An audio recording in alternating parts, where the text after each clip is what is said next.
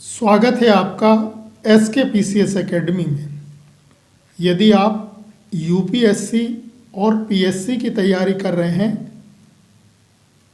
तो ये प्रीलिम्स के लिए वस्तुनिष्ठ प्रश्न हैं, पाषाण काल से संबंधित हैं।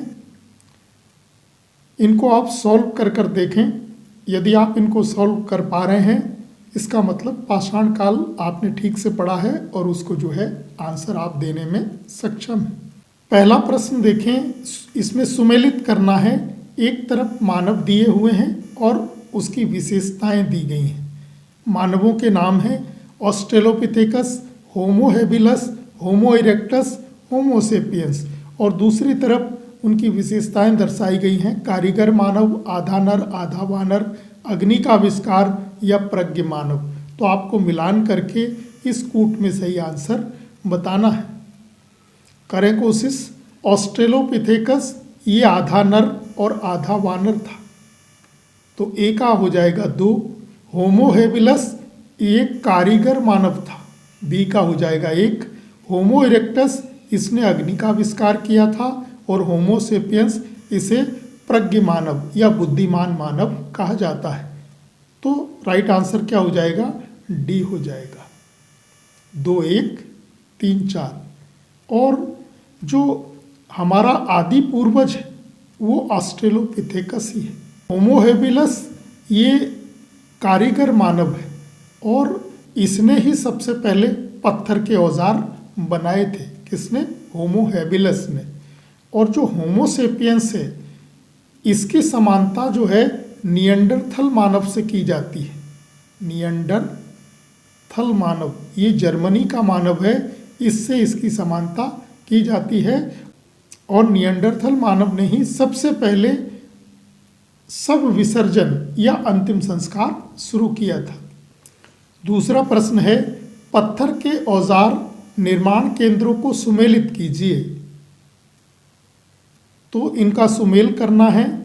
पत्थर के औजार एक तरफ मूल स्थान दिया है और उसमें छोटा स्थान दिया गया है कि कहाँ पर बनाए जाते थे।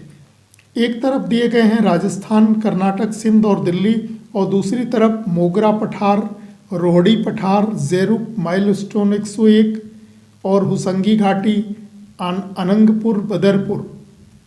और इनको मिलाकर आपको कूट ए में सही आंसर लगाना है। करें कोशिश। राजस्थान मोगरा पठार ये राजस्थान में ही है, जयपुर के निकट है। कर्नाटक ये जो हुसंगी घाटी है और इसामपुर ये कर्नाटक में पड़ते हैं। सिंध में रोहड़ी पठार, जैरुक, माइलस्टोन 101 ये सिंध में है, और दिल्ली में अनंगपुर और बदरपुर। तो औजार निर्माण के केंद्र आपने समझ लिए राजस्थान। तो इस हिसाब से आंसर क्या हो जाएगा? राइट आंसर हो जाएगा डी। ए का 1, बी का हो जाएगा 3, सी का हो जाएगा 2 और डी का हो जाएगा 4।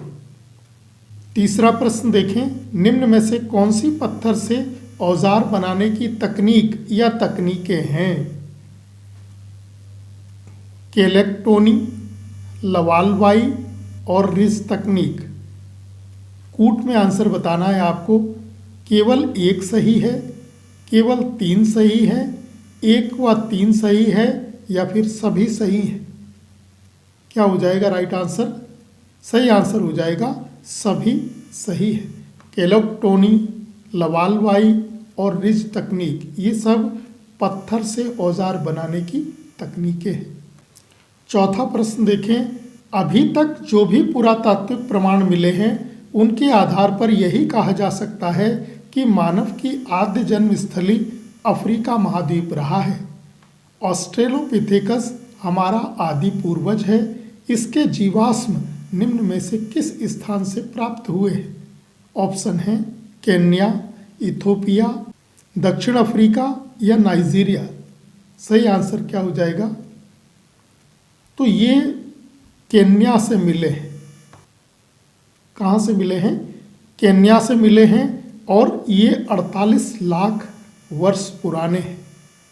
लगभग कितने 48 लाख वर्ष पुराने हैं। इथोपिया से 32 लाख वर्ष पुरानी एक शिशु कन्या मिली है जिसका नाम क्या रखा गया है, लूसी। तो लूसी नामक शिशु कन्या कहाँ से, इथोपिया से।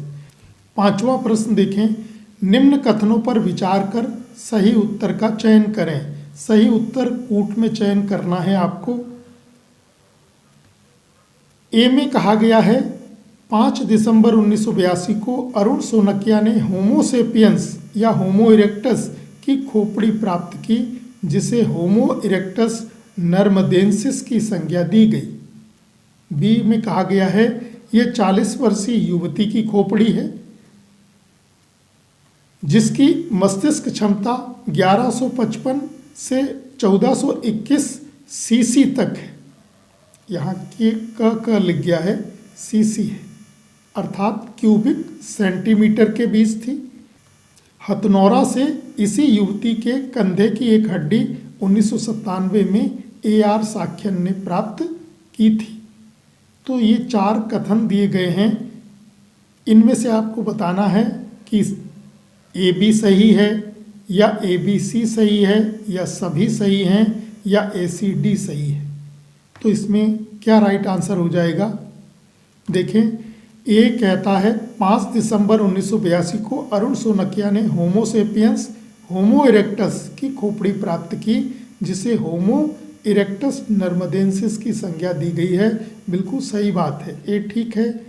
यह 40 वर्षीय युवती की खोपड़ी है, ये गलत है। ये 40 वर्षीय नहीं है, ये 30 वर्षीय युवती की खोपड़ी है। तो बी वाला कथन गलत है। सी कहता है जिसकी मस्तिष्क क्षमता 1155 से 1421 सीसी है, ये बात सही है। हथनौरा से इसी युवती के कंधे की एक हड्डी 1997 में AR साक्यन ने प्राप्त की थी, ये बात भी सही है। तो राइट आंसर क्या हो जाएगा, ACD, डी वाला आंसर सही हो जाएगा। तो ये पाषाण काल से संबंधित 5 क्वेश्चन थे, इनको आप हल कर लें और नए प्रश्नों के साथ अगली क्लास में मिलते हैं। धन्यवाद।